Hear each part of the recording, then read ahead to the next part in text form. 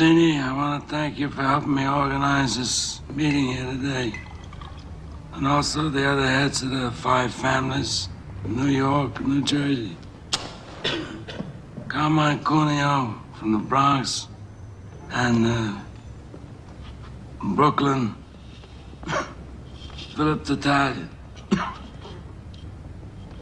From Staten Island, we have with us Victor Strachey and all the other associates that came as far as from California, Kansas City, and all the other territories of the country.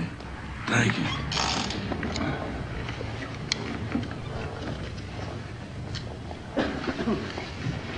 How did things ever get so far?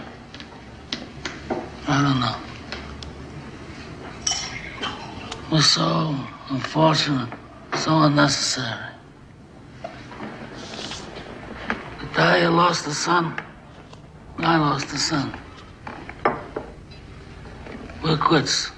And if Tattaglia agrees, then I'm willing to let things go on the way they were before. We are all grateful to Don Corleone for calling this meeting. We all know him as a man of his word. A modest man. He'll always listen to reason. Yes, Don Barzini. He's too modest. He had all the judges and politicians in his pocket. He refused to share them. When did I ever refuse an accommodation? All of you know me here. When did I ever refuse? Except one time. And why? Because I believe this drug business is going to destroy us in the years to come. I mean, it's not like gambling or liquor, even women, which is something that most people want nowadays and is forbidden to them by the bits and avanti of the church. Even the police departments that have helped us in the past with gambling and other things are going to refuse to help us when it comes to narcotics. And I believed that then, and I believe that now. Times have changed. It's not like the old days where we can do anything we want. A refusal is not the act of a friend. If Don Corleone had all the judges and the politicians in New York, then he must share them. All he loved is use them. He must let us draw the water from the well.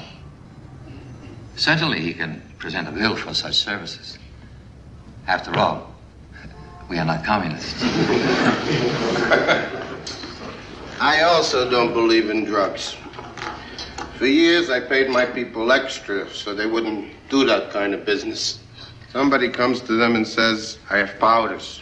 If you put up $3,000, $4,000 investment, we can make $50,000 distributing. So they can't resist. I want to control it as a business, to keep it respectable. I don't want it near schools. I don't want it sold to children. That's an infamia. In my city, we would keep the traffic in the dark, people, the colored. They're animals anyway, so let them lose their souls.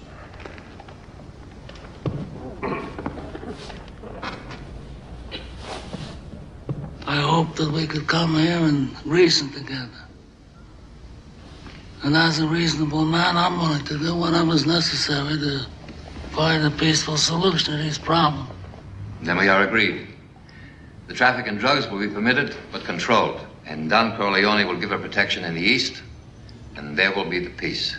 But I must have strict assurance from Corleone. As time goes by and his position becomes stronger, will he attempt any individual vendetta? Look, we are all reasonable men here. We don't have to give assurances as if we were lawyers. You talk about vengeance.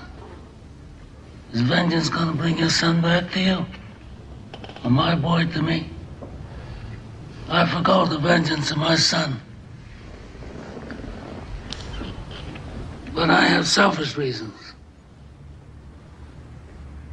My youngest son was forced to leave this country because of this Salazzo business. All right, I have to make arrangements to bring him back here safely, clear of all these false charges. But I'm a superstitious man. And if some unlucky accident should befall him, if he should get shot in the head by a police officer, or if he should hang himself in his jail cell, or if he's struck by a bolt of lightning, then I'm going to blame some of the people in this room. And that I do not forgive. But that aside, let me say that I swear on the souls of my grandchildren that I will not be the one to break the peace we've made here today.